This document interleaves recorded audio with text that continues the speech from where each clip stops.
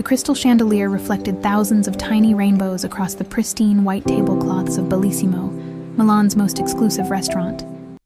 I nervously smoothed down my black cocktail dress, the only designer piece I owned, purchased second-hand for occasions I rarely experienced. The weight of eyes followed me as I weaved between tables, feeling desperately out of place among Milan's elite. "Your table, Signorina Ellis." The maître d' pulled out my chair with practiced elegance. "Thank you," I whispered, my voice smaller than intended. 26 years old and still shrinking myself in unfamiliar spaces. I checked my phone again. Daniel was 15 minutes late. My stomach clenched with anxiety. This dinner would drain half my month's salary as a junior curator at the small art gallery downtown. A celebratory splurge to mark our 1-year anniversary and the end of Daniel's probation period at his investment firm. The waiter approached with practiced deference. "Would Signorina like to order drinks while waiting?" "Just water for now, please. I couldn't afford to order wine alone." As I waited, I observed the other diners. Wealthy couples speaking in hushed tones, business meetings concluding with handshakes worth millions, old money families maintaining traditions. I didn't belong here, but Daniel insisted. "Connections matter, Sophie," he'd said. "People need to see us in these places." My attention drifted to a secluded corner table where 3 men sat in tailored suits. 2 faced outward, scanning the room with calculated vigilance. But it was the 3rd man who caught my eye. His back to the restaurant, yet commanding the space through his posture alone. Dark hair cut precisely, broad shoulders beneath an impeccably tailored jacket. One of his companions whispered something, and the man turned slightly. His profile was devastating. Strong jawline, straight nose, lips pressed into contemplation. I couldn't look away, mesmerized by the gravity he seemed to possess. Then, as if sensing my attention, he began to turn. I quickly averted my eyes, heart racing inexplicably. The waiter's return broke the moment, placing my water down with unnecessary flourish. "Signorina, may I suggest the special—" "She'll wait for me to order." Daniel's voice cut through as he slid into the seat opposite mine, 30 minutes late, and without apology. "Daniel?" I smiled with relief. I was getting worried. "Traffic. This city is impossible." He didn't meet my eyes, immediately scanning the wine list. "We'll have the 2015 Barbaresco," he told the waiter without consulting me. I noticed a smudge of something pink on his collar. Lipstick, poorly concealed. My heart plummeted, but I said nothing. Not here. Not tonight. I'd confronted him before about the late nights and mysterious texts. Each time his explanations grew more elaborate, his irritation more pronounced. "You look nice," he finally said, assessing me with the same critical eye he used for potential investments. "Thank you. Happy anniversary." I pushed a small wrapped package across the table. "Right, yes." He patted his jacket pockets. "I've got yours in the car. Forgot with the rush." The lie hung between us. I nodded, swallowing my disappointment. We ordered. Daniel selecting the most expensive dishes without hesitation. I chose the cheapest pasta on the menu, anxiety mounting about the bill. While he talked about his promotion prospects, my attention kept drifting to the mysterious man in the corner. Something about his presence felt magnetic, dangerous. "Sophie?" Daniel's sharp tone jerked me back. "Sorry, what were you saying?" "I asked if you'd spoken to your father about the investment opportunity." I tensed. "No, I told you. My father's pension isn't for your startup ideas." Daniel's expression hardened. "Your father trusts me, and 50,000 euros would barely dent his retirement fund." "The answer is no," I said firmly. "He worked 30 years for that money." Daniel's smile tightened. "We'll discuss it later." He excused himself to take a call, leaving me alone again. While he was gone, I noticed a commotion at the restaurant entrance. A woman in a red dress argued with the maître d', her voice rising until heads turned. "I know he's here. You can't keep me out," she shouted in Italian-accented English. Security approached, but before they reached her, she spotted Daniel returning from his call. Her expression transformed. "Daniel, tell them who I am," she demanded. The restaurant fell silent. Daniel froze, color draining from his face. "Alessandra, this isn't—" he started. "Don't Alessandra me. 3 months you've been promising to leave her."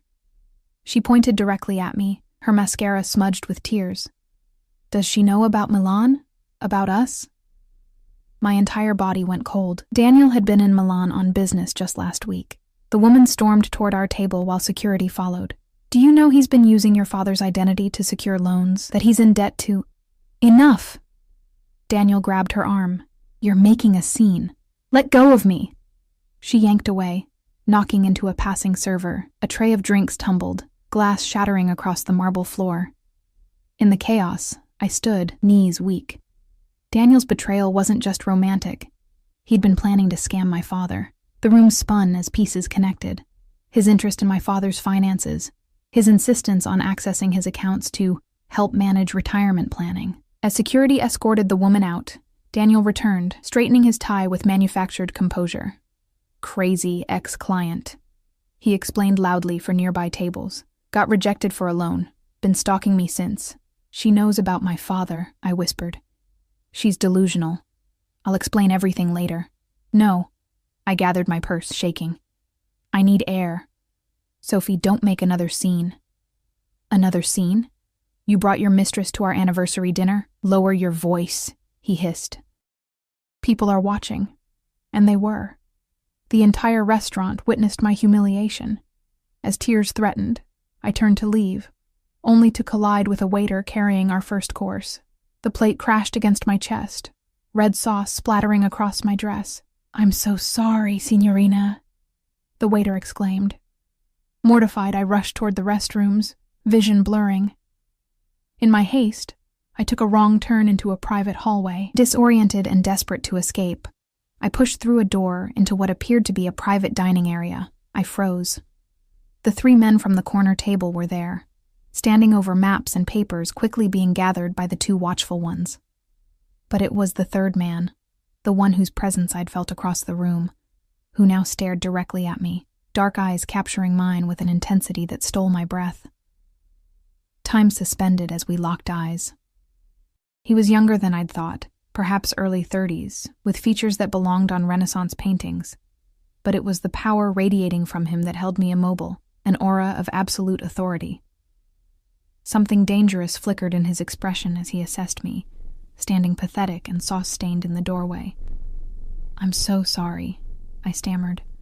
"Wrong door." One of the men reached inside his jacket, but the leader raised his hand slightly, a minimal gesture that instantly halted whatever was about to happen. "La ragazza sta piangendo," he said, his voice deep, accent thick. "The girl is crying." I backed away, bumping into someone behind me. I turned to find Daniel. "There you are," he said, gripping my arm painfully. "Excuse us, gentlemen. My girlfriend is disoriented." The leader's eyes narrowed, shifting from me to Daniel, then to Daniel's grip on my arm. Something cold and calculating transformed his expression. "Remove your hand from her," he said, each word precisely enunciated in accented English. Daniel's fingers tightened reflexively before he realized who he was addressing. His face paled. "Mr. Russo, I apologize for the interruption," Daniel said, recognition and fear flooding his features as he released me. "We were just leaving." The man, Russo, tilted his head slightly, studying Daniel with growing interest. "You know me?" Daniel swallowed visibly. "By reputation only, sir." A dangerous smile touched Russo's lips. "And yet I do not know you, an imbalance I find concerning." One of the other men whispered something in Italian. Russo nodded without taking his eyes off us. "It seems we have mutual acquaintances," Russo continued. "You work for Bianchi at Milan Financial." "Yes, sir," Daniel confirmed, sweat beading on his forehead. "You should attend to your girlfriend," Russo said, his eyes returning to me with an intensity that made my skin flush despite my distress. "She deserves better care." The dismissal was clear. Daniel pulled me back through the door, his fingers digging into my arm. "Do you have any idea who that was?" he hissed once we were in the corridor. "Let go of me," I demanded, pulling free. "That was Alessandro Russo. He owns half of northern Italy's imports. The other half, no one talks about." Daniel's voice shook, And you just walked in on what was clearly a private meeting. I need to leave, I said, heading toward the exit. Don't follow me. Sophie, wait, he grabbed my wrist. You can't just walk out. Watch me. I pulled away. You're not thinking clearly. Let me explain about Alessandra. And my father? Will you explain how you plan to steal his pension too? A flash of anger crossed Daniel's face, his charming mask slipping. You ungrateful. He stopped abruptly, looking over my shoulder. I turned to find one of Russo's men standing there, expression impassive. Mr. Russo requests the lady return, he stated flatly. Daniel's face drained of color. There's been a misunderstanding. We're leaving. Only the lady, the man clarified, his tone leaving no room for argument. Fear and confusion battled within me. Return to the mysterious Russo or leave with Daniel, whose betrayal still burned fresh. I'll be fine, I told Daniel, making my decision. Something told me Russo was dangerous, but Daniel had proven himself the immediate threat. As the man escorted me back, Daniel called after me. Sophie, don't be stupid. You don't know what you're doing, but for the first time that night, I felt I was making the right choice. The man guided me down a different corridor, away from the main restaurant. My heart hammered against my ribs. Adrenaline from confronting Daniel mixing with apprehension about where I was being led. We passed through a hidden doorway concealed behind a wine rack, emerging into a plushly decorated office. Alessandro Russo sat behind an imposing mahogany desk, alone now, jacket removed and sleeves rolled precisely to his elbows, revealing strong forearms and an expensive watch. The room smelled of leather, subtle cologne, and power. His dark eyes studied me with unsettling intensity. Sit. He gestured to the chair opposite him, not a request, a command. I remained standing, suddenly aware of my vulnerability. Why am I here? A hint of approval flickered across his face at my defiance. You're covered in marinara sauce, crying, and about to leave with a man who clearly intended to harm you in some way. I'm offering an alternative. His English was excellent, the Italian accent adding weight to each word, rather than hindering understanding. I don't need saving, I said, though my trembling voice betrayed me. Everyone needs saving at least once, he replied, leaning back. Your boyfriend. Ex-boyfriend, I corrected automatically. The corner of his mouth lifted slightly. Your ex-boyfriend. He works for Carlo Bianchi. It wasn't a question, but I nodded anyway. And you are? Sophie Ellis. American? My father is. I was raised mostly in London after my mother died. He processed this information with a slight nod. You're aware of what Bianchi does beyond his banking facade? Yes, I shook my head. Daniel had always been vague about his work, emphasizing only the prestige and connections. Alessandro studied me for a long moment. Interesting. He pushed a box of tissues across the desk. You should clean up, Sophie Ellis. I took a tissue, suddenly remembering the sauce staining my dress. This was my only good dress, I said, more to myself than to him. It wasn't particularly good, he replied bluntly. Too simple for this restaurant. I should have been offended, but exhaustion was replacing adrenaline. I sank into the chair. Why did you call me back here? He reached for a crystal decanter, pouring amber liquid into 2 glasses. Your boyfriend has been stealing from Carlo Bianchi. Not a wise choice of victim. My blood ran cold. What? More relevantly, he's been using your father's identity to secure the loans. He slid a glass toward me. Drink. You look like you might faint. I ignored the glass. How do you know this? I know everything that happens in Milan. He said it not as a boast, but as simple fact. Bianchi is not known for forgiveness. When he discovers the theft, and he will, he'll look for repayment from anyone connected to your boyfriend, including your father. The room tilted. Daniel hadn't just betrayed me emotionally. He'd placed my father in danger. I need to warn him. I reached for my phone. That won't help, Alessandro said calmly. The damage is done. Bianchi's men are thorough. Then what am I supposed to do? Panic edged my voice. Alessandro took a measured sip from his glass. I could make the problem disappear. Why would you do that? You don't know me. His eyes locked onto mine, something possessive flickering in their depths. Let's say I dislike seeing innocents pay for others' mistakes. And what would you want in return? Nothing came free from men like him. I understood that instinctively. The ghost of a smile touched his lips. Smart girl. He leaned forward, elbows on the desk. I want information. I don't know anything. Not yet.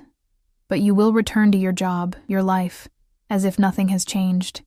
You will occasionally share what you learn about Bianchi's operations through your ex-boyfriend's connections. Simple. I laughed humorlessly. You want me to spy for you? I'm a curator at a small gallery. I know nothing about whatever world this is. Precisely why you're perfect. No one would suspect. He studied me intently, unless you'd prefer I let events unfold naturally, with your father bearing the consequences. The threat was velvet-wrapped but unmistakable. I swallowed hard, buying time by finally reaching for the glass. The liquid burned my throat, warming my chest. What exactly would I need to do? For now? Nothing. Return to your life. Forgive your boyfriend. Forgive him? I nearly choked. Temporarily. Information flows more freely from a man who believes he's been forgiven. His expression darkened. Though, if I see another mark on your arm from his grip, our arrangement changes. The proprietary way he said it sent an involuntary shiver down my spine. This man was dangerous in ways Daniel could never be. More controlled. More calculating. And my father will be safe? You have my word. Which, unlike your boyfriend's, means something. I sensed this was true. Alessandro Russo might be dangerous. But he didn't seem dishonest. Why are you really helping me? I asked. His eyes traveled over my face, lingering on my lips before returning to my eyes. Perhaps I see something worth preserving.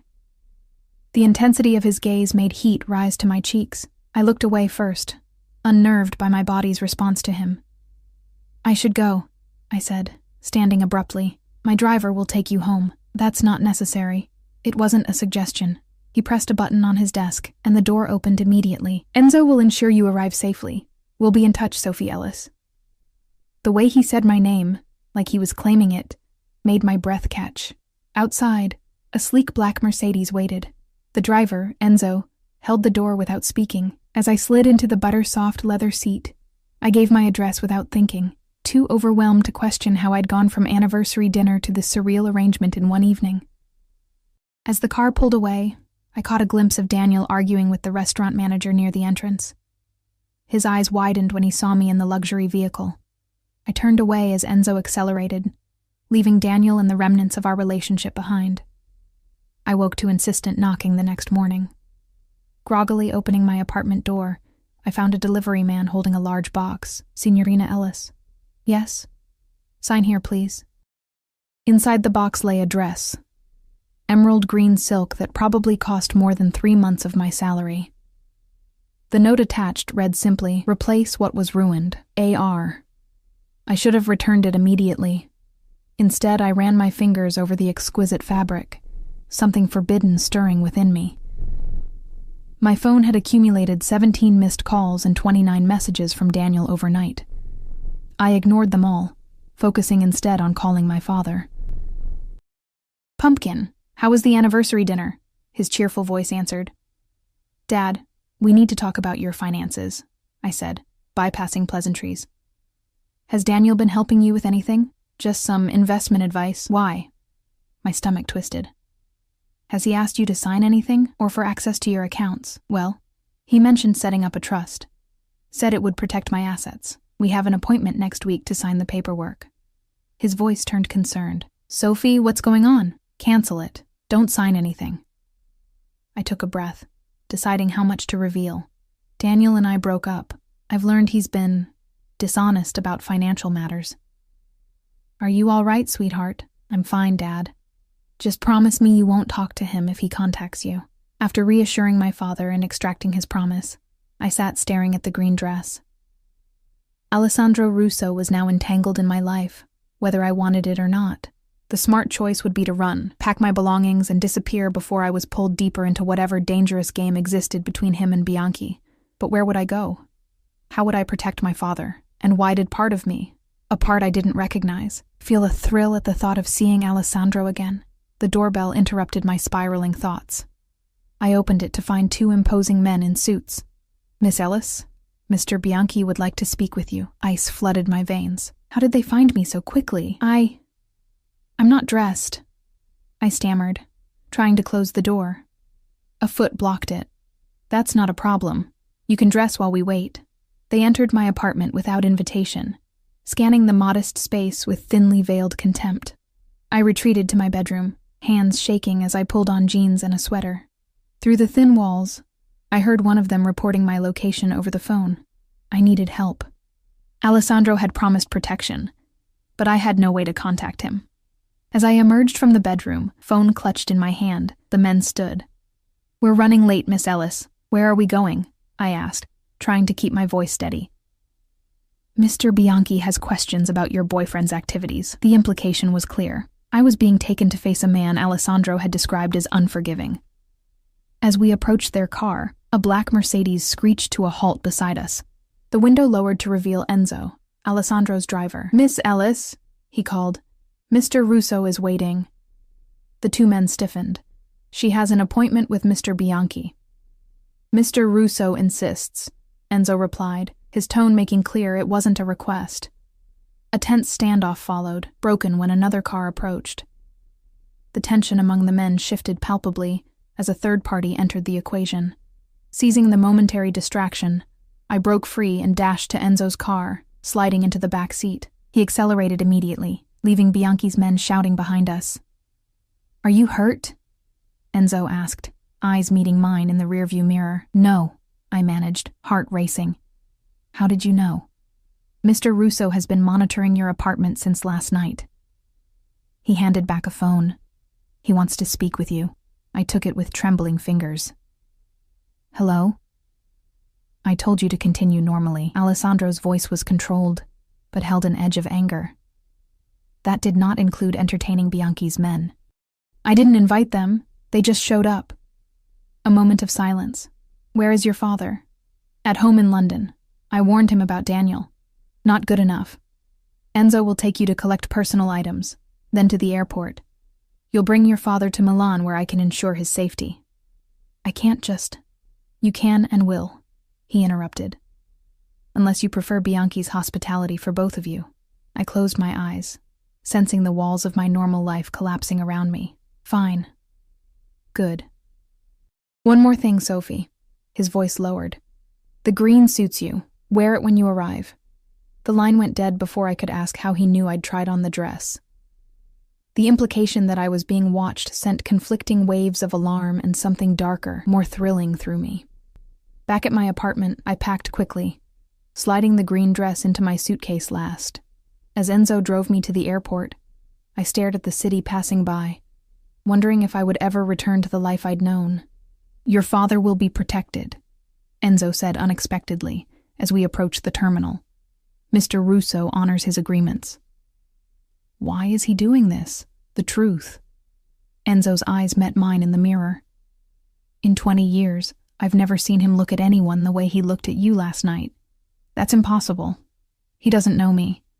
"Mr. Russo trusts his instincts," Enzo replied simply. "They've kept him alive." He handed me an envelope containing a first-class ticket to London and a black credit card. "For expenses. The return tickets will be arranged once you've secured your father." As I exited the car, a final, chilling thought occurred to me. "Enzo, what happens to Daniel?" The driver's expression remained impassive. "That's not your concern anymore." I boarded the plane with the sickening certainty that I had just traded one cage for another, albeit a gilded one. And worse, some traitorous part of me was already anticipating seeing Alessandro again, drawn to his dangerous gravity like a moth to destructive flame. The flight to London passed in a blur of anxiety and conflicting emotions. I'd called my father from the airport, fabricating a story about a sudden opportunity to bring him to Milan to see a private collection at my gallery. He'd sounded delighted, completely unaware that his daughter had become entangled with what I was increasingly certain was the Italian Mafia. My childhood home in Hampstead looked exactly as it always had, modest but well-maintained, with my mother's roses still thriving in the front garden 17 years after her death. Dad had never changed a thing. His loyalty to her memory was something Daniel had exploited, I realize now, using my father's lingering grief as a vulnerability, positioning himself as the supportive son-in-law figure my father had always wanted. "Sophie." Dad engulfed me in a bear hug as I stepped through the door. At 63, Martin Ellis remained robust, his academics life keeping him mentally sharp even as silver dominated his once brown hair. "This is such a wonderful surprise. I've already packed, perhaps too much." Guilt twisted in my stomach. "Dad, there's something I need to tell you." We sat at the kitchen table where he'd comforted me through teenage heartbreaks, helped with homework, and later, mourned my broken engagement 2 years before Daniel. I'd always been honest with him. Until now. "You're scaring me, Pumpkin," he said, his smile fading as he studied my face. I took a deep breath. "Daniel was planning to steal your pension." His eyebrows shot up. "What?" "He's been using your identity to secure loans from his employer. Dangerous people are looking for repayment." I couldn't bring myself to explain exactly who these people were. "We need to leave London until it's resolved." To his credit, my father asked the essential questions. How I knew who was involved, what exactly was at risk, but he didn't doubt me for a moment. When I finished my heavily edited explanation, he nodded once. I always thought there was something off about him. Too polished. He reached for my hand. "But why Milan? Shouldn't we go somewhere they wouldn't look?" "I have a friend who can help." The word friend felt wholly inadequate for what Alessandro Russo was becoming in my life. "He's promised protection." Dad studied me carefully. "This friend. Do you trust him?" Did I? Alessandro was dangerous, manipulative, and clearly involved in criminal activities. Yet something in me recognized he would honor his word. "Yes," I answered finally. "I trust him to do exactly what he promises." Dad nodded. Years of parenting allowing him to read between the lines. "Then I'll pack lighter. Sounds like we might be staying a while." The return flight to Milan featured the disorienting experience of traveling first class, something neither of us had ever done. My father drifted between excitement about the unexpected adventure and concern about the circumstances forcing our hand. As we exited customs at Malpensa Airport, I spotted Enzo immediately, holding a discreet sign reading simply, "Ellis." My father raised an eyebrow at the imposing driver and the gleaming Mercedes waiting curbside. "Your friend must be quite successful," he murmured. "Remember what I said, Dad," I whispered as we approached. "Don't ask too many questions, and follow my lead." Enzo greeted us with formal courtesy, taking our bags and opening the car door. "Mr. Russo is expecting you at the estate." "Estate?" My father mouthed silently to me as we settled into the leather seats. I shook my head slightly, warning him to stay quiet. We drove north out of Milan, the cityscape gradually yielding to the lush landscapes of Lombardy. After an hour, we turned onto a private road winding through immaculate grounds. Security checkpoints appeared with increasing frequency, each manned by guards who nodded respectfully to Enzo as gates opened automatically for our passage. Finally, the villa came into view. A stunning 19th-century palazzo, nestled against the backdrop of distant mountains. My breath caught as Enzo drove through a final set of wrought iron gates toward a circular drive centered around an elaborate fountain. "Good Lord," my father whispered. "Your friend is royalty?" "Something like that," I murmured. Suddenly acutely aware I was still wearing my travel clothes, jeans and a wrinkled blouse, while Alessandro's parting words had been to wear the green dress. We exited the car into the warm Italian afternoon. The villa's massive doors opened before we reached them, revealing a striking woman in her 50s, elegant in a tailored black dress, her silver-streaked dark hair pulled into a severe bun. "Miss Ellis, Mr. Ellis," she greeted us in accented English. "I am Signora Rossi, Mr. Russo's housekeeper. Please, follow me." She led us through an entrance hall adorned with museum-quality Renaissance paintings and marble statuary into a sun-filled salon overlooking terraced gardens. "You will stay in the East Wing," she informed us. "Your luggage will be taken to your rooms. Mr. Russo requests you join him for dinner at 8. Her eyes lingered on my casual attire. "I've taken the liberty of providing suitable evening wear. That's very kind. But I brought something," I said, thinking of the green dress. A knowing smile touched her lips. "Of course. The green Valentino. I've had it pressed. She turned to my father. Mr. Ellis, I've selected several options for you as well. My father, overwhelmed but maintaining his composure, thanked her politely. When she departed, he turned to me with wide eyes. Sophie, who exactly is this friend? This house belongs in a historical documentary. It's complicated, Dad. Is he your... He hesitated, searching for the right word. Boyfriend? No. The denial came too quickly, too forcefully. He's just someone helping us. My father's expression said he didn't believe me for a second. A young maid appeared to show us to our rooms. Mine was larger than my entire Milan apartment, decorated in cream and gold with a balcony overlooking the lake. The green dress hung in the open wardrobe, alongside several other garments I'd never seen before, all exactly my size. On the bed lay a small box with a note. For tonight. A.R. Inside was a delicate diamond necklace that caught the light like captured stars. I snapped the box closed, suddenly afraid of what accepting such a gift might imply.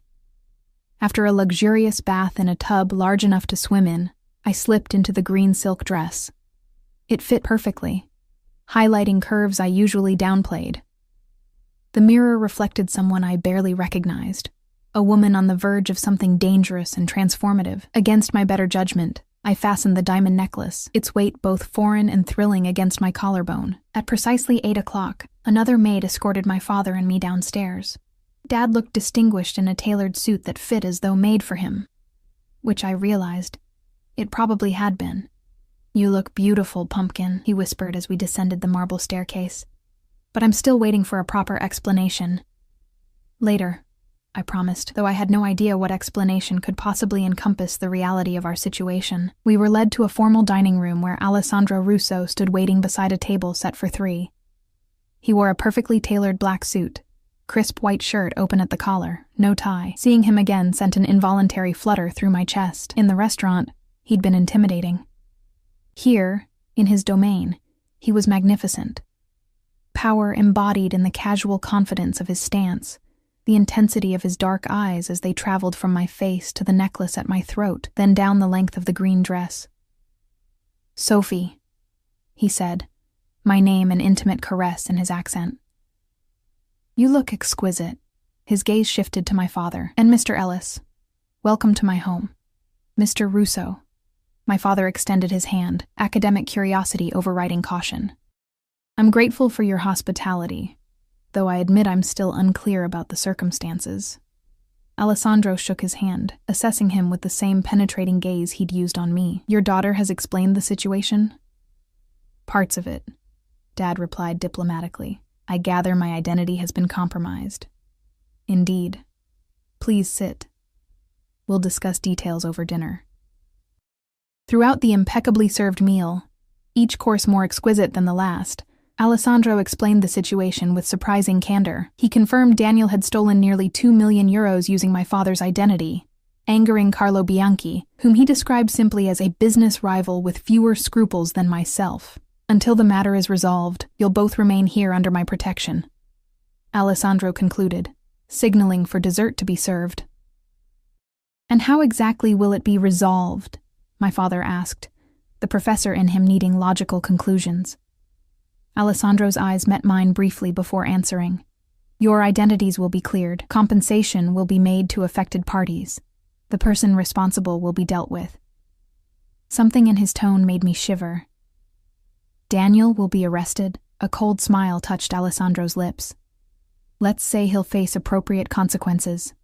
My father, surprisingly perceptive, glanced between us.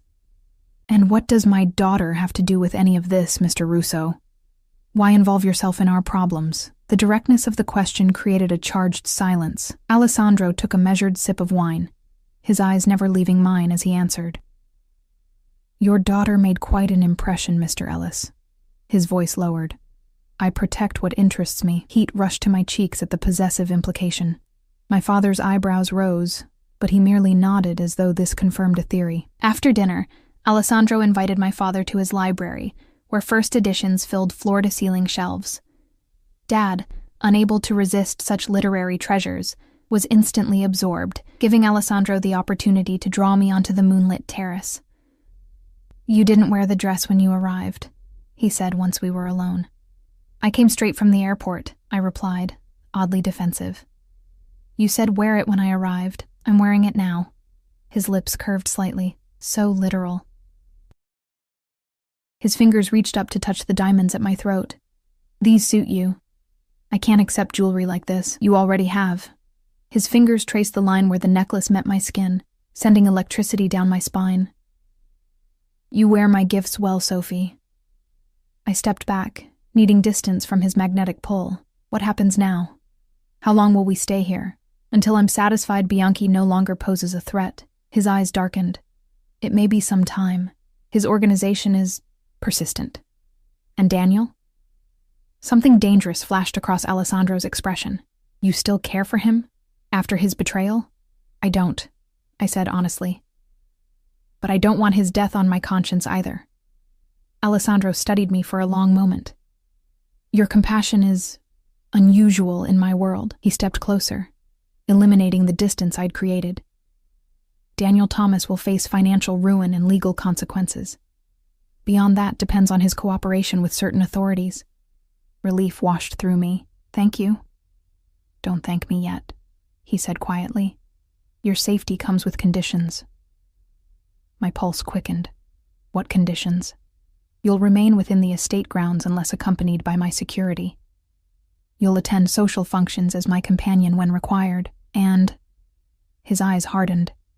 "You'll never again look at another man the way you looked at Daniel." The proprietary tone sent conflicting waves of indignation and arousal through me. "I'm not your possession." "No?" His hand came up to cup my cheek, thumb brushing my lower lip. "Then why are you wearing my diamonds?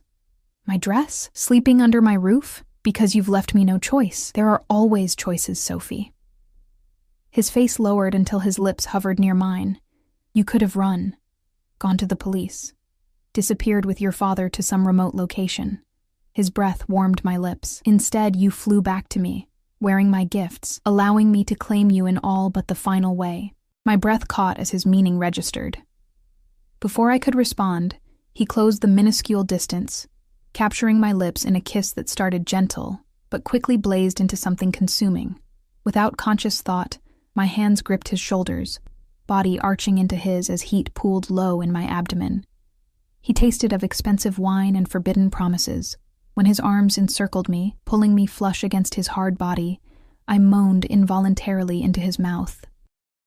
The sound seemed to ignite something primal in him, his kiss deepening, one hand tangling in my hair while the other pressed against my lower back. The clearing of a throat broke us apart.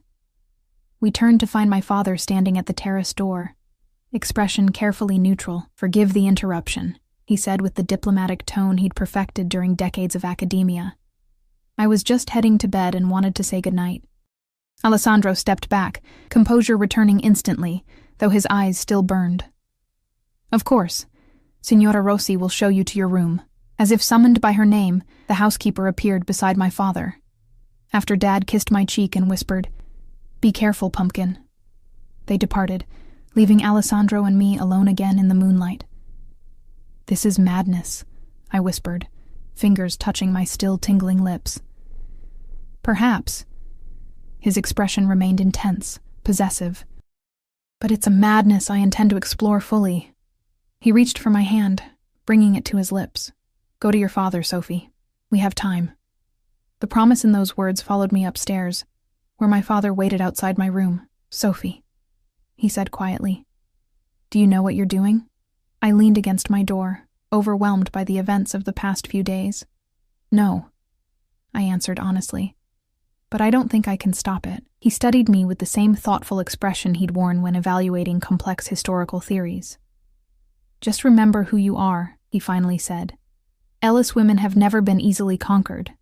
Not by Romans, Normans, or Italians with big houses and dark eyes." Despite everything, I laughed. "I'll remember." As I closed my bedroom door, I caught sight of myself in the mirror. Flushed cheeks, swollen lips, diamonds glittering at my throat. I looked claimed, marked as Alessandro's without a single visible bruise. The woman in the reflection was a stranger, awakened to desires and possibilities I'd never acknowledged. I touched the necklace, remembering his words. "You wear my gifts well." The terrifying truth was that I wanted to wear more than his gifts. I wanted to wear his touch, his possession, his protection like armor against a world that had never seen me until he did. And that desire frightened me more than any threat Bianchi or Daniel could pose. Days at the estate settled into an unexpected rhythm.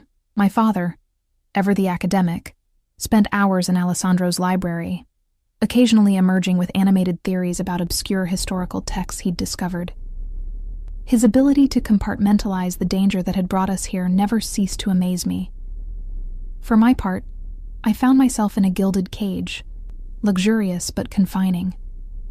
The grounds were extensive, featuring manicured gardens, a tennis court, indoor and outdoor pools, and even a small art gallery housing Alessandro's private collection. Yet the armed guards patrolling the perimeter served as constant reminders of our precarious situation. Alessandro himself remained an enigma. He left early most mornings for business in Milan and returned late, often joining us for dinner where he engaged my father in discussions about history, art, and philosophy. His knowledge surprised me. He was self-educated but impressively well-read, particularly in Italian Renaissance history and art, which happened to be my specialization. During those dinners, his eyes constantly returned to me, possessive and hungry, though he maintained a formal distance in my father's presence. The tension between us built with each passing day, amplified by the memory of our moonlit kiss. On the 5th evening, Alessandro arrived for dinner with news. "Bianchi's men were intercepted attempting to access your apartment in Milan," he informed me as we dined on the terrace. "They were looking for information about your father's finances." My father lowered his fork. "Were they dealt with?" A ghost of a smile touched Alessandro's lips. "They received appropriate discouragement." He turned to me. "Your gallery called. They're concerned about your absence." "I should contact them," I said, realizing I'd barely thought about my job. I took the liberty of arranging an extended leave of absence, family emergency. I stiffened. "Without consulting me?" His eyes narrowed slightly. "Your safety requires discretion." "My safety doesn't require you controlling my life," I countered, frustrated by his high-handedness despite understanding the necessity. My father cleared his throat. "Perhaps I should retire early. The history of the Medici banking system has been quite engrossing." He stood, giving me a pointed look that clearly said, "Be careful." Once we were alone, Alessandro's demeanor shifted, intensity replacing the cordial mask he wore for my father's benefit. "You're angry," he observed. "You make decisions about my life without consulting me."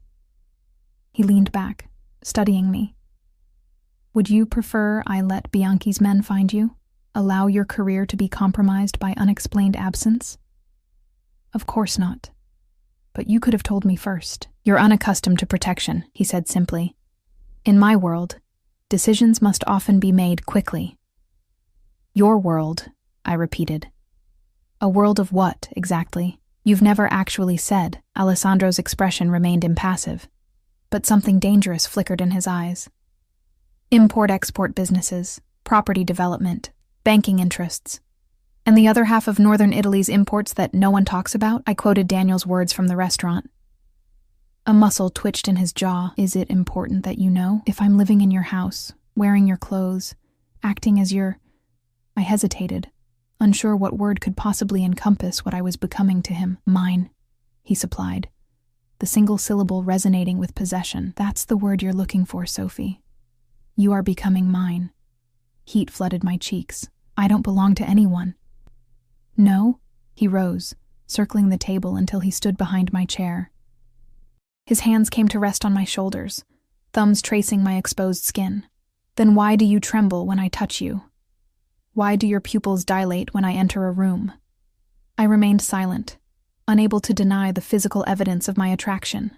"I am what you suspect," he continued, bending until his lips brushed my ear. "I control territories, settle disputes, protect those under my care, and eliminate threats to my interests. Does that frighten you? It should have. Any sane woman would be terrified." Instead, I felt that same illicit thrill that had been building since our first encounter. "Yes," I admitted. but not in the way it should. His low chuckle vibrated against my skin. Good. Fear keeps you safe. Desire keeps you close. His fingers traced the line of my jaw, tilting my face up to his. And I want you very close, Sophie Ellis. The kiss that followed consumed me completely, demanding and possessive, yet tinged with a tenderness that seemed at odds with his dangerous nature. I rose from my chair, turning in his arms as the kiss deepened, his hands spanning my waist before sliding lower to pull me against him. Tell me to stop, he murmured against my lips, and I will. But I couldn't form the words, didn't want to. 5 days of tension had created an ache I no longer wished to deny. Instead, I pressed closer, fingers tangling in his dark hair as I surrendered to the hunger between us. Alessandro lifted me effortlessly, settling me on the edge of the table as he stepped between my thighs. His lips trailed from my mouth to my neck, finding sensitive places that sent shivers cascading through my body. When he reached the hollow of my throat, he looked up, eyes dark with desire. Not here, he said, his accent thicker with emotion. Not like this, the first time. Before I could respond, a discreet cough interrupted us. We turned to find Enzo at the terrace doors, expression carefully blank. Forgive me, sir. The call you were expecting. Alessandro straightened, composure returning though his eyes remained heated. Take it in my study. I'll be there momentarily. Once Enzo departed, he cupped my face. This isn't finished, Sophie. I know, I whispered, both relieved and disappointed by the interruption. He pressed a final, surprisingly gentle kiss to my forehead. Rest. Tomorrow will bring changes. Those cryptic words proved prophetic. I awoke the next morning to find a formal dress, midnight blue with a plunging back, laid out with another jewelry box containing sapphire earrings. Signora Rossi informed me that Alessandro requested my presence at a charity gala in Milan that evening. Your first public appearance together, she added with knowing eyes. Very significant. The implication wasn't lost on me. Alessandro was officially claiming me as his companion, making a statement to his world. I should have objected to being displayed like a possession, but part of me, a part growing stronger daily, craved the public acknowledgement of whatever was developing between us. My father, surprisingly, seemed untroubled when I told him. I had a fascinating conversation with Alessandro about his family history yesterday, he said, adjusting his reading glasses. Did you know the Russos have controlled this region since before the unification of Italy? Dad, aren't you concerned about what he is? He looked up from his book. What he is, Pumpkin, is a man protecting my daughter from consequences I couldn't shield her from. His methods may be unorthodox, but his intentions seem clear. He removed his glasses. The question is whether you understand what you're agreeing to by attending this gala. I'm not sure I do, I admitted. In his world, public appearances make statements. You'll be declared as his, off limits to others. He studied me carefully. Is that what you want? I don't know, I answered honestly. But I'm tired of being invisible. He nodded as if this confirmed something. Just remember, you can leave any cage, no matter how gilded. Ellis women always find the key. That evening, Alessandro entered the grand foyer as I descended the staircase in the blue gown. He wore a perfectly tailored tuxedo, his dark hair slicked back, emphasizing the sharp angles of his face. For a moment, he simply stared, something akin to reverence passing over his features. Bellissima, he finally said, taking my hand to help me down the final steps. You'll outshine everyone, is that the point? I asked quietly, making a statement. His eyes gleamed with approval at my perception. Partly. Milan society needs to understand certain parameters. That I belong to you? I challenged, testing the boundaries of this arrangement. Instead of denying it, he lifted my hand to his lips. That you are under my protection, that anyone who threatens what is mine will face consequences. And what about what I want? His expression softened marginally. What do you want, Sophie? The question caught me off guard. What did I want? Safety, yes. Protection for my father, certainly. But beyond that, the truth was both simple and terrifying. I wanted him. The danger, the intensity, the way he saw me when the rest of the world had always looked through me. "I want to understand what I'm walking into," I answered finally. A hint of respect flickered in his eyes. "Tonight, you'll meet people from my world. Business associates, allies, competitors. Some will be curious, others resentful. Follow my lead, stay close, and remember that appearances matter." His thumb caressed my wrist. "Can you do that?"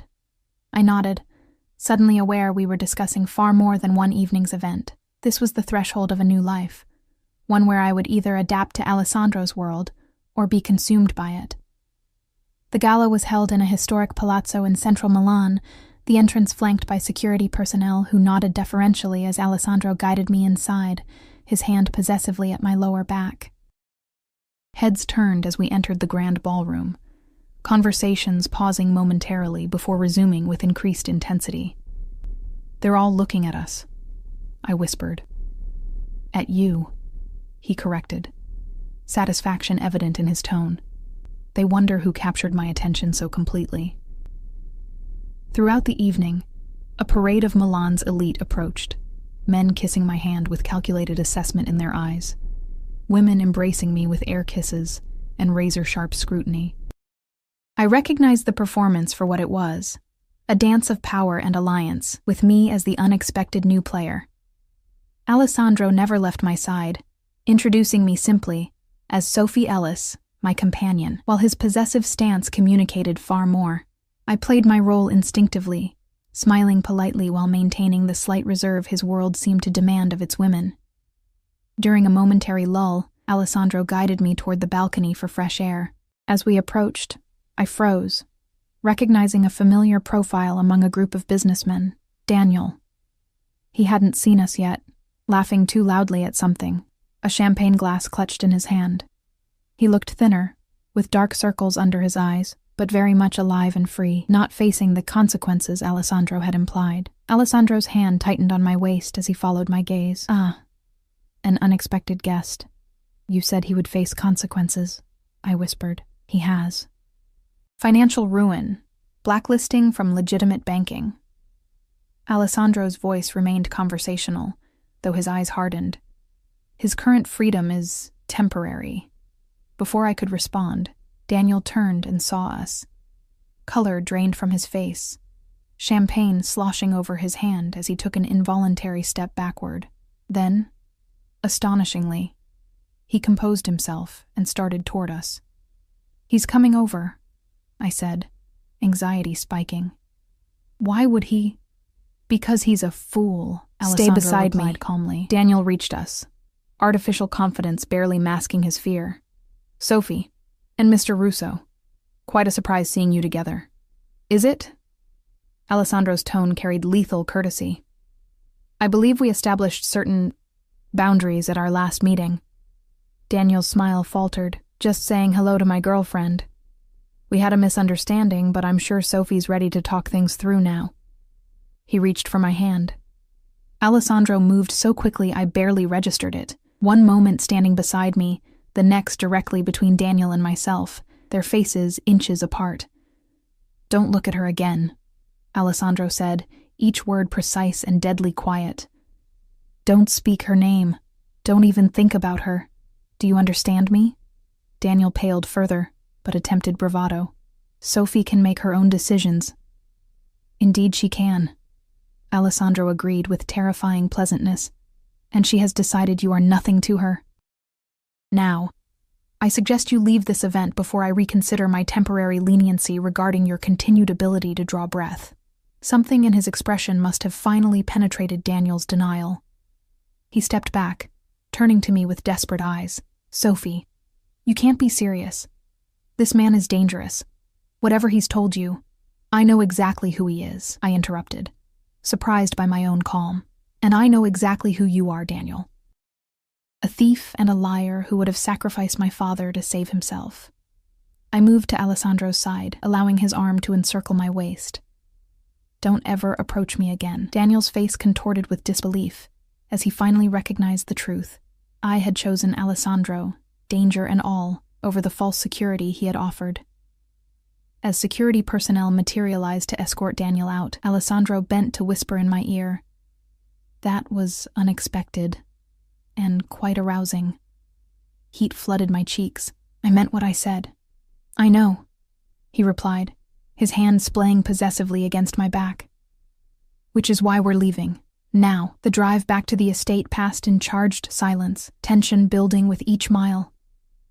When we finally arrived, Alessandro dismissed the driver and security with a curt nod before taking my hand and leading me not to the main house, but toward a separate structure nestled among gardens. "My private quarters," he explained, as we approached the elegant modern building, more secure, more private. Inside, the space reflected Alessandro himself. Minimalist luxury, masculine but refined, with floor-to-ceiling windows overlooking the moonlit lake. He released my hand only to pour 2 glasses of whiskey, offering one to me. "For courage?" I asked, accepting the glass.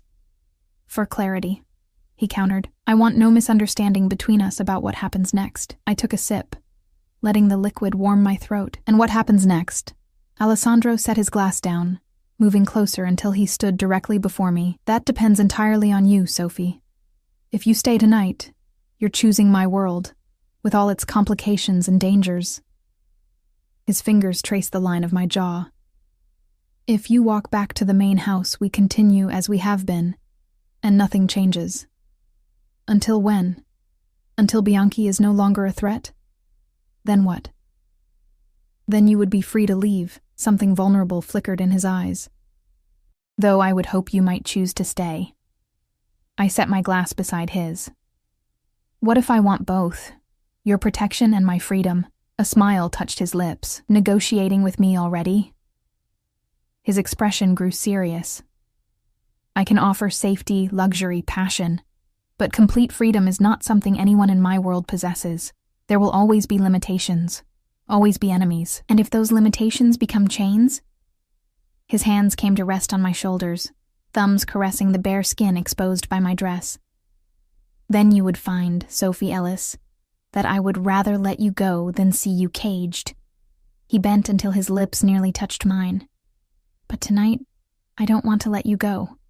The honesty in those words, the vulnerability beneath the power, decided me. I closed the remaining distance, pressing my lips to his in silent answer. Alessandro responded instantly, gathering me against him as the kiss deepened from question to claim. His hands found the zipper at my back, slowly lowering it as I worked the buttons of his shirt. Each layer removed was another boundary crossed, another step into his world. When he finally lifted me, carrying me to his bedroom, I understood I was crossing a threshold that would forever change my life. Yet as he laid me on black silk sheets, his eyes dark with desire and something deeper, more permanent, I couldn't bring myself to regret the choice. "Mine," he whispered against my skin, the word both question and declaration. "Yours," I answered, surrendering to the safety of his dangerous embrace. Sunlight streamed through floor-to-ceiling windows when I awoke the next morning, momentarily disoriented by unfamiliar surroundings. The memories of the previous night flooded back as I felt Alessandro's arm draped possessively across my waist, his body curved protectively around mine. In sleep, his face lost some of its hardness, revealing the man beneath the power and control. I studied him, marveling at how completely my life had transformed in just over a week. From gallery curator to... what? Mistress of a Mafia boss? The thought should have horrified me. Instead, I felt an unexpected peace. For the first time in my life, I was fully seen, fully protected, even if that protection came with gilded constraints. As if sensing my scrutiny, Alessandro's eyes opened, instantly alert. His gaze softened as he took in my expression. "Regrets?" he asked, voice husky from sleep. "Surprisingly, no," I answered honestly. His lips curved into a rare, genuine smile as he pulled me closer. "Good, because I have no intention of letting you go." The possessiveness in his tone sent a shiver through me, part thrill, part warning. "Alessandro, we need to talk about what happens next." He propped himself on one elbow, dark eyes studying me. "I assumed last night made that clear." "Physically, yes," I acknowledged, heat rising to my cheeks at the memory of his hands, his mouth, the ways he'd claimed me repeatedly throughout the night. But practically, my father can't stay here forever. Neither can I. I have a career, a life. Something hardened in his expression. Your life is in danger, Sophie. Bianchi knows you're connected to me now. That makes you both a target and a protection. What does that mean? It means he won't harm you because it would trigger war between our organizations. But he would still use you to get to me if given the opportunity. His fingers traced my collarbone absently. Your gallery position is unfortunately no longer viable. The casual way he dismissed my career ignited a spark of defiance. You can't just decide that. I already have, he replied, sitting up. Alternative arrangements are being made. I pulled the sheet around me, suddenly conscious of my nakedness and vulnerability. What alternative arrangements? The gallery in the East Wing needs a curator. The collection has been neglected for years. He reached for his robe, shrugging it on as he rose. It would give you purpose while remaining within secure boundaries. A gilded cage is still a cage, I said quietly. Alessandro paused, studying me with those penetrating eyes. Is that how you see it? A cage? What would you call it when I can't leave the grounds without armed guards? When you make unilateral decisions about my future. He sat on the edge of the bed, expression unreadable. I call it protection, necessary precaution. For how long? A month? A year? Forever? Something vulnerable flashed across his face before his usual mask of control returned. Until I eliminate the threat. And when will that be? When Bianchi is no longer in a position to harm what's mine. The deadly certainty in his voice sent a chill through me. You're talking about killing him, I stated. Not a question. Alessandro's expression didn't change. I'm talking about ensuring your safety by whatever means necessary. The reality of his world crashed over me. Violence and power inseparable from the passion and protection he offered. Part of me had known, of course, but facing it directly in the morning light forced a reckoning I'd avoided. I need time, I said finally. This is all happening so fast. To my surprise, he nodded. Take the day. Think about what you want. He stood, moving toward the bathroom. But remember, Sophie, the choice isn't between danger and safety. It's between facing danger alone or with me beside you. After he left to handle business matters, I returned to the main house, finding my father in the gardens with a book. His knowing look as I approached in yesterday's evening dress made me blush, despite being a grown woman. I was wondering when you'd return, he said mildly, marking his page. Dad, He held up a hand. You don't need to explain. I may be old, but I'm not blind. He patted the bench beside him. The question is whether you understand what you've committed to. I sat, suddenly exhausted. I'm not sure I do. He wants me to stay here permanently, to give up my career. And what do you want? I hesitated, sorting through my jumbled emotions. I want him. But I also want my freedom, my identity. Dad nodded thoughtfully. You know, your mother faced a similar choice. I looked up, surprised. What do you mean? When we met, I was researching political movements in northern Italy. Got myself in trouble with some powerful people. Your mother was from a connected family, not like Alessandro, but with ties to certain interests. He smiled at my shocked expression. She protected me, used her family connections to get me out safely. Mom was connected to the Mafia. I couldn't hide my disbelief, tangentially.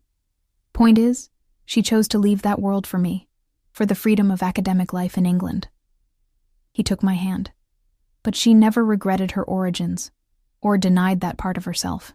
What are you saying, Dad? I'm saying choices aren't always either or. Your mother found a middle path, kept her connections while building a life outside their direct control. He squeezed my hand. If you love this man, and I think you do, then find your terms. Alessandro Russo strikes me as someone who respects strength. He's used to complete control. Then be the exception. Dad's eyes twinkled. Ellis women always are.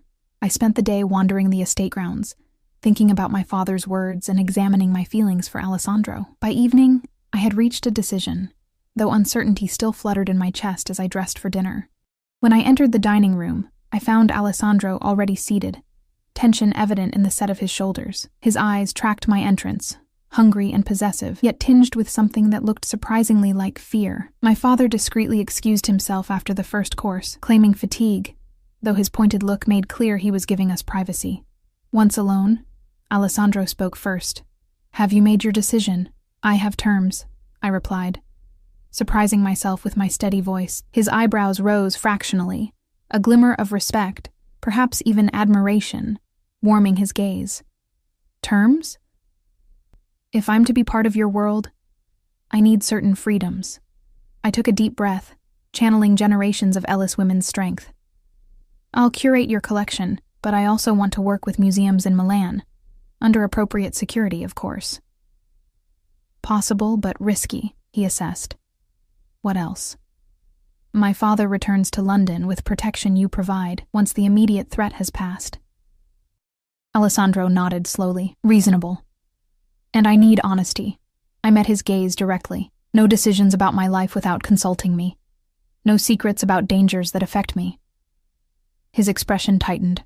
"My world requires discretion, Sophie. I'm not asking for operational details of your business. I'm asking for partnership." I leaned forward. "If I'm yours, then you're mine too. That's how this works." Something powerful flashed in his eyes. Surprise, desire, "You continue to respect mingling," he said quietly.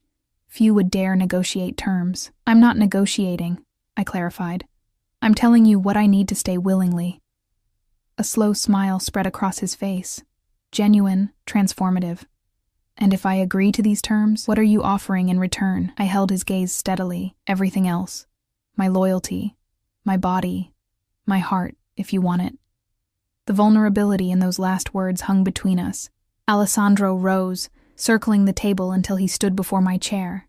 He knelt, a gesture so unexpected from this powerful man that my breath caught. "Your heart," he repeated, taking my hands in his. "That's the only term I require, Sophie Ellis. The rest we can arrange." Relief and something deeper flooded through me as he pulled me into his arms, sealing our agreement with a kiss that promised both passion and partnership. 3 months later, the exclusive gallery opening in central Milan buzzed with Milan's elite, all vying for a glimpse of the Renaissance masterpieces I'd curated from Alessandro's private collection. Shadows and Light, Hidden Treasures of Northern Italy marked my official debut in Milan's art world, under my professional name, with no public connection to Alessandro Russo, beyond his listed contribution as a primary lender. I circulated among guests, discussing brush techniques and historical contexts, acutely aware of the 2 security men who maintained a discreet distance. My father stood near a particularly fine Caravaggio, deep in conversation with the director of the Uffizi, who had traveled from Florence specifically for the exhibition. "Your father seems to be enjoying himself." Alessandro's voice came from behind me, sending a familiar thrill down my spine. I turned to find him immaculate in a tailored suit, his public persona firmly in place, though his eyes softened as they met mine. "He's in academic heaven," I agreed. "The director just invited him to give a guest lecture series in Florence. With appropriate security arrangements, of course," Alessandro added, a subtle reminder of the boundaries that still existed. "Of course." I nodded toward a painting across the room, a small but exquisite Madonna and Child. "The Alberti museum director is practically salivating over that piece." "Perhaps we should consider a long-term loan," Alessandro suggested, his hand finding the small of my back. A gesture of goodwill to the city. The "we" warmed me, evidence of our evolving partnership. Over the past months, Alessandro had surprised me by adapting to my terms more readily than I'd expected. While I remained within his protection, the cage had expanded, allowing me to breathe while still keeping me safe. Carlo Bianchi had been found dead 6 weeks earlier, his body discovered in his Lake Como villa after what authorities ruled a heart attack. Neither Alessandro nor I spoke about the convenient timing. Maintaining the careful separation between aspects of his business I preferred not to know, and our personal life. "Alessandro," a voice interrupted my thoughts. We turned to find Daniel, shockingly gaunt, but dressed in an attempt at his former elegance. Alessandro's body tensed beside me, his expression cooling to dangerous levels. "You were not invited." Daniel raised his hands placatingly, I only came to congratulate Sophie on the exhibition. Professional courtesy. You have 3 seconds, Alessandro stated flatly. Please. Daniel's voice cracked with desperation. I'm leaving for Rome tomorrow. New job, new start. Just wanted to say goodbye to Sophie. Before Alessandro could respond, I laid a restraining hand on his arm. 1 minute, I said to Daniel.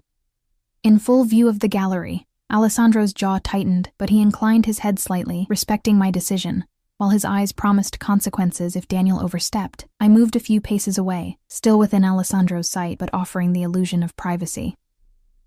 You look well, Daniel said, his eyes nervously darting to Alessandro. Happy. I am, I confirmed. I heard about your father's apartment in London being broken into. His voice lowered.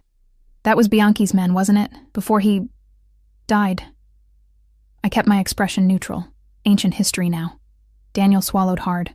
I'm sorry, Sophie. For everything. I never meant to put you in danger. But you did, I stated simply. Actions have consequences, Daniel. I'm learning that. He glanced at Alessandro, fear evident in his posture. Is he good to you, at least? The question was so incongruous I nearly laughed. Better than you ever were, I answered honestly. Goodbye, Daniel. I hope Rome works out for you. As he slunk away, Alessandro appeared at my side, his arm sliding possessively around my waist. You're too forgiving, he murmured. Not forgiveness. Closure, I corrected, leaning into him. He's nothing to me now. Satisfaction gleamed in Alessandro's eyes as he bent to brush a discreet kiss against my temple. The exhibition is a triumph. You've impressed some very important people tonight. Including you? I teased. You impressed me the moment you walked into that private dining room covered in marinara sauce, he replied, his voice lowering. But yes, especially tonight. Seeing you in your element, confident, commanding, it makes me want to take you home immediately. Heat bloomed across my skin. We can't leave yet.